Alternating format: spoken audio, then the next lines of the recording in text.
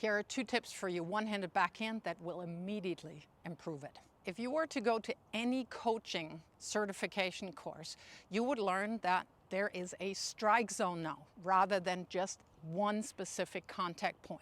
So you can have a vast variation of contact points within that zone, and that zone usually is from the shoulder to the hip. And I'm pretty sure you've heard me refer to that all the time in my videos as well.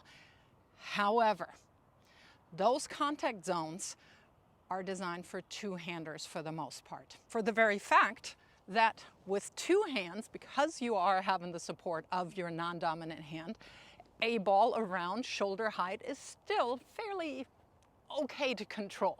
And we only teach 2-handers now. If somebody changes to a 1-hander later on, they change later on. But most likely, everybody gets taught a 2-hander. So the first tip is that if you do have a 1-hander, you need to adjust down your contact zone. No more shoulder.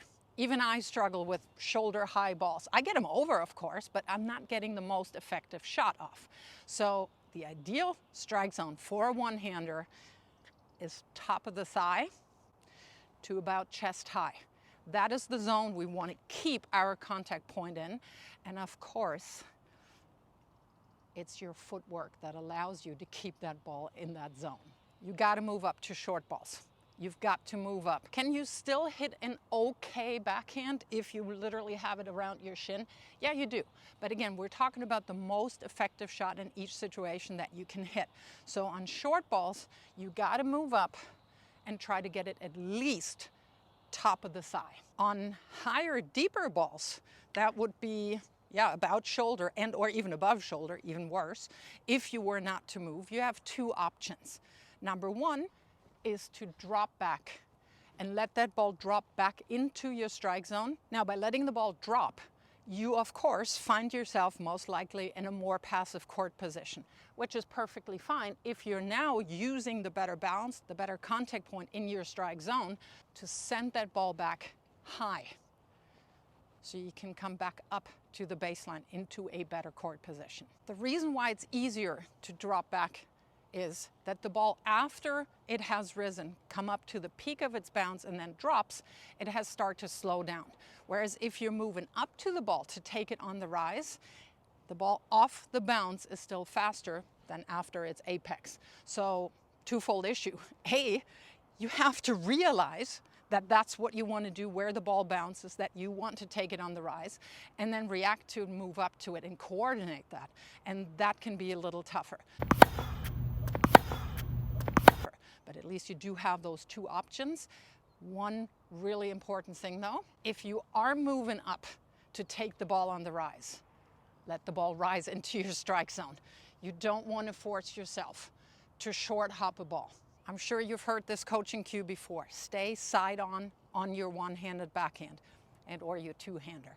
But on the 1-handed backhand, what can very easily happen is that players are misinterpreting that a little bit. Players that try to generate a whole lot of power by just using their arm, but still incorporating that coaching cue to stay sideways, what happens is they're brutally interrupting the flow of energy that flows through your body in a certain sequence. When you're loading, you're creating energy. See how my upper body and my hips, both of my shoulders are basically over my hips and they turn.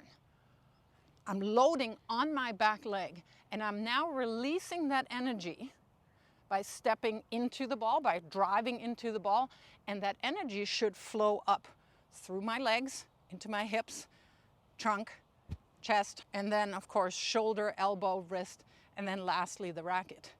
And that is the order we want to maintain. But if this happens, you're completely out of sync, and that is why you're not getting anything on the ball, and your backhand also feels incredibly choppy and kind of wooden. Edward, one of my clients, thank you Edward for letting me use your footage, and we are working on exactly that, leaving the left side of the body linked up a little bit more. And one of the really great things about this footage is that you have this little tag here that you can look at and use as a reference point. So I just said that the energy should move from the ground up, which would mean that the hip will initiate the rotation, the unloading. And of course it does come around some, but you do notice here that because Edward releases the left hand off the racket a smidgen too early, the hip stays back here and the offhand travels around with, of course, the racket hand, which means that you now have the upper body being completely rotated around, whereas the lower body is pretty much still side on. And you want to really work on keeping that left hand back so that you keep the left side aligned.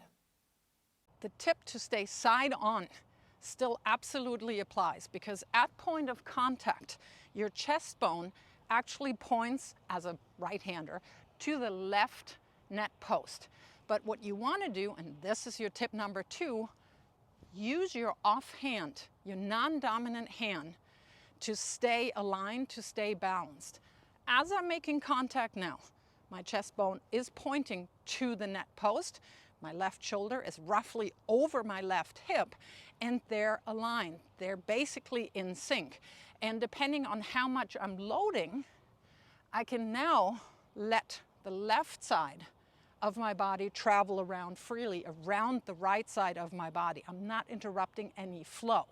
And by using my left arm here, down and back, or sometimes I'm also catching myself, it's up here, but it is always back.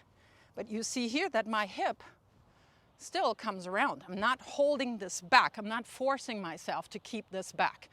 So here I'm staying linked up, and that is why my one-hander looks pretty fluid, and most days feels pretty great. For both tips, aim to improve your control and your consistency before you go all crazy about hitting harder. Because in recreational tennis, and actually up to a very, very high level, a reliable backhand that doesn't break down under pressure is worth gold. And if you now want to learn what else you can do with your backhand to drive your opponents nuts, check out this video.